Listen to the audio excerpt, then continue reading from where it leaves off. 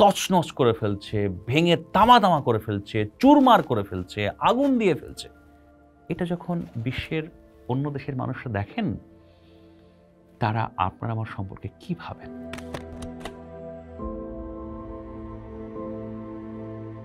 গত নভেম্বরের শেষ সপ্তাহে যখন আসলে আমি আমার পেশাগত কাজে আমি আমার কর্মস্থলে যাচ্ছিলাম, তখন ইউনিভার্সিটির গাড়িতে বসে মোবাইলে আসলে কিছু ভিডিও দেখছিলাম, বা বলতে পারেন ফেসবুকের পেজ আপনার স্ক্রল করছিলাম। তো এটা করতে যেয়েই সকালবেলা আমার চোখে পড়ল যে একটা বনাঞ্চলের মতো জায়গা, তার উপর দিয়ে আপনার আগুন জ্বলছে, আগুনের লেলিহান শিখা আকাশে উঠে গেছে। তো এবং ভাঙচুরের শব্দ, ধ্বংসযজ্ঞের আপনার শব্দ। তো এটা দেখে আমার প্রথমে হঠাৎ করে মনে হলো যে এটা কি ইউক্রেনের কোনো ছবি কিনা, ইউক্রেনের কোনো বনাঞ্চলের ছবি কিনা। হঠাৎ করে মনে হলো এটা তো অন্য কোনো যুদ্ধক্ষেত্রের ছবি কিনা। কিন্তু তারপরে আসলে যখন আমি একটু স্ক্রল করে নিচে আসলাম, দুই একটা সংবাদপত্রের ফটো কার্ড দেখলাম, তখন জানতে পারলাম যে এটা হচ্ছে আমাদের সাভারে অবস্থিত সিটি ইউনিভার্সিটির ক্যাম্পাসের ছবি। এবং সেই ইউনিভার্সিটির ক্যাম্পাস একেবারে তামা করে ফেলা হয়েছে, শেষ করে ফেলা হয়েছে, ধ্বংস করে ফেলা হয়েছে, আগুন দেয়া হয়েছে। এবং সেই ধ্বংসযজ্ঞটার মধ্যে কি ছিল? গাড়ি পোড়ানো হয়েছে, আসবাবপত্র পোড়ানো হয়েছে, অফিস ভাঙচুর করা হয়েছে, যেখানে শিক্ষার্থীরা খেলাধুলা করেন সেগুলো তছনছ করা হয়েছে, অফিস রুম তছনছ করা হয়েছে। মানে যা বোঝায় সেটা হচ্ছে যে একটা ইউনিভার্সিটির যত অবকাঠামো ছিল সেটা আসলে একদমই বুনো হিংস্রতায় ধ্বংস করে ফেলা হয়েছে। এবং এই ধ্বংসটা কারা করেছে? আরেকটা ইউনিভার্সিটির শিক্ষার্থীরা, ড্যাফোডিল ইউনিভার্সিটির শিক্ষার্থীরা, যার পুরো নাম ড্যাফোডিল ইন্টারন্যাশনাল ইউনিভার্সিটি।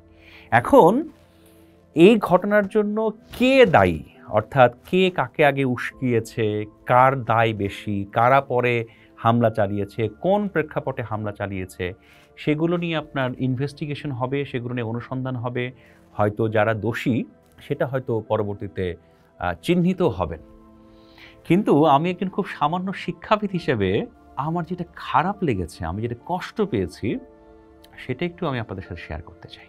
আপনারা চিন্তা করে দেখেন তো, একটা বিশ্ববিদ্যালয়ের শিক্ষার্থীরা, কারণ যতটাই যৌক্তিক হোক, কারণ যাই হোক না কেন, অন্য একটা শিক্ষা প্রতিষ্ঠান ভাঙচুর করে তামা করে ফেলছে।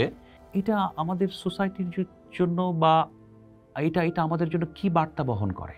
ধরেন একই কাজ যদি সিটি ইউনিভার্সিটির স্টুডেন্টরা ড্যাফোডিলে যে করতো, তাহলেও তো বার্তাটা একই হতো। আমি বলছি না কে দোষী, আমি বলছি না কে দায়ী, আমি শুধু বলছি যে আমরা কোন একটা সোসাইটিতে বসবাস করছি যেখানে একদল শিক্ষার্থী আরেক দল শিক্ষার্থীর শিক্ষা প্রতিষ্ঠানের উপরে এমনভাবে হামলে পড়ছে, এমনভাবে ধ্বংসযজ্ঞ চালাচ্ছে, যেটা তো ভয়াবহ। আমরা ইতিহাসে পড়ি আপনার হালাকু খান বাগদাদ ধ্বংস করেছিলেন। এখন হালাকু খানের বাগদাদ ধ্বংস তো আমি দেখিনি, কিন্তু এই ছেলেপেলেরা যেভাবে আপনার অন্য একটা শিক্ষা প্রতিষ্ঠান ধ্বংস করলো, তছনছ করলো, পুড়িয়ে দিল, জ্বালিয়ে দিল, এটা আসলে কি বার্তা দেয় আমাদের জন্য? একটু পেছন দিকে আছি, আমাদের ঢাকার মাঝখানে নিউ মার্কেটের পাশে ঢাকা কলেজ এবং সিটি কলেজ। দুদিন পরপরই তারা মারামারি করেন, এরে মারেন, ওরে মারেন। আজকে কি বলা যায়, এই কারণ, কালকে সে কারণ, এবং রাস্তাঘাট বন্ধ, পুলিশের সাথে মারামারি। ঢাকার প্রাণকেন্দ্রে দুইটা শিক্ষা প্রতিষ্ঠানের শিক্ষার্থীরা মারামারি করছে, একজন যে আরেকজনের শিক্ষা প্রতিষ্ঠানের সাইনবোর্ড খুলে নিয়ে আসছে। কি বার্তা দেয় বিশ্ববাসীর কাছে? কি বার্তা পৌঁছায় সভ্যতার কাছে? কি বার্তা পৌঁছায় দুনিয়ার কাছে? আমার কাছে আগে মনে হতো, ধরেন আমি যে সকল শিক্ষা প্রতিষ্ঠানে পড়েছি, যদি কোনো উত্তেজনাকর পরিস্থিতি তৈরি হতো, তখন নানা ক্ষেত্রে দেখেছি আমাদের শিক্ষকরা সে সামনে দাঁড়াতেন, এবং তারপরে আমাদের আর কোনো কিছু করার সামর্থ্য থাকতো না। শিক্ষক বলতেন এই যাও, আমরা চলে যেতে বাধ্য হতাম, বা শিক্ষকদের নির্দেশনা অমান্য করার কোনো ধরনের সাহসও আমাদের ছিল না, আমরা করতামও না। আচ্ছা, এই যে শিক্ষা প্রতিষ্ঠানের ছেলেপেলেরা একে অপরের সাথে মারামারি করছে, এবং অনেক ক্ষেত্রে ঘোষণা দিয়ে মারামারি করছে, ধ্বংসযজ্ঞ চালাচ্ছে, এটা আমাদের সোসাইটিটাকে কোথায় নিয়ে যাচ্ছে। আরেকটু পেছনে আসি, 2024-এর নভেম্বর মাস। আপনারা জানেন পুরাতন ঢাকার দুটো শিক্ষা প্রতিষ্ঠান, একটা নাম হচ্ছে সোহরাওয়ার্দী কলেজ আর একটা নাম হচ্ছে ডক্টর মাহবুবুর রহমান মোল্লা কলেজ। প্রথমে সোহরাওয়ার্দী কলেজ ভাঙা হলো, ওই শিক্ষার্থীরাই ভাঙলেন। আমি বলছি না কে দোষী, আমি জানি না ভাঙাটা যৌক্তিক কি অযৌক্তিক, কিন্তু যে সম্পদের হানি হলো, যে ধ্বংসযজ্ঞ এখানে আপনার চালানো হলো, সেটা সমাজে কি বার্তা দিল? সোহরাওয়ার্দী কলেজ ভেঙে চুরমার করে ফেললো আপনার এই মাহবুবুর রহমান মোল্লা কলেজের শিক্ষার্থীরা। পরের দিন ঘোষণা দিয়ে এই কলেজের শিক্ষার্থীরা আরেকটা শিক্ষা প্রতিষ্ঠানকে ভেঙে চুরে লুটপাট করে নিয়ে আসলো। আমি আবারও বলছি, কে দায়ী, কে দোষী, কার দোষ বেশি, কার দোষ কম, সেটা জাজ করার দায়িত্ব আমার নয়। আমি একজন সমাজের খুব সামান্য নাগরিক, আমি একটু সমাজে অবদান রাখার চেষ্টা করি একজন শিক্ষাবিদ হিসেবে, কিন্তু এই ঘটনাগুলো না আমাকে ভয়ঙ্কর রকমভাবে আহত করছে।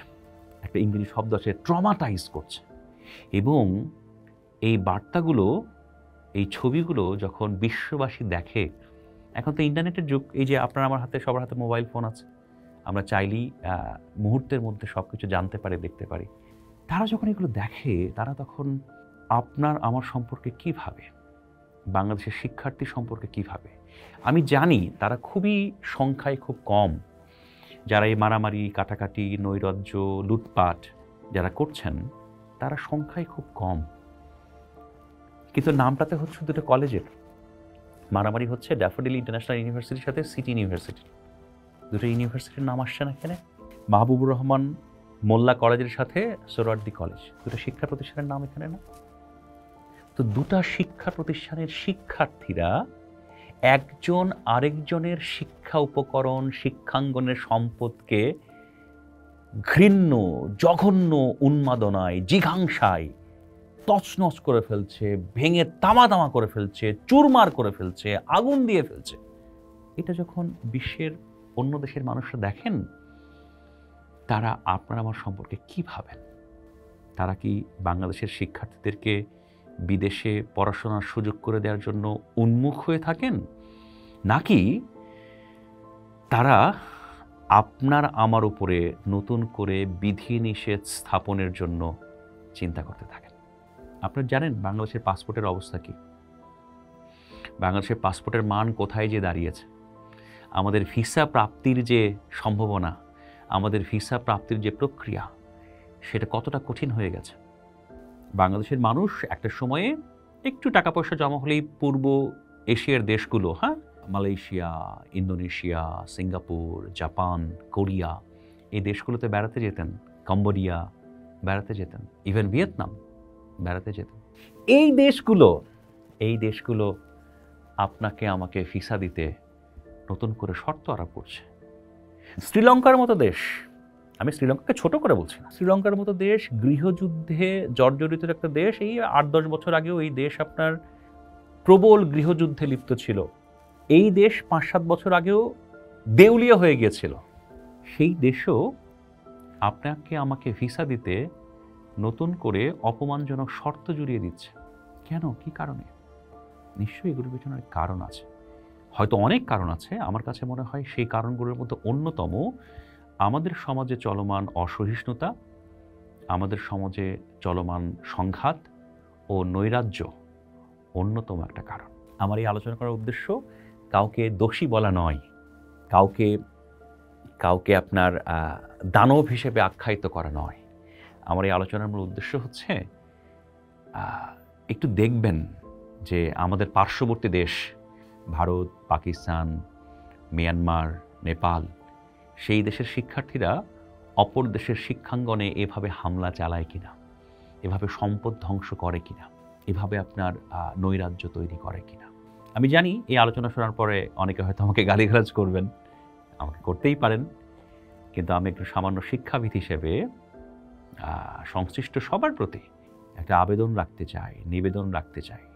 দেখুন, নৈরাজ্য, সহিংসতা, ধ্বংসযজ্ঞ, ভাঙচুর, এগুলো কোনো সভ্য জাতির পরিচয় বহন করে না।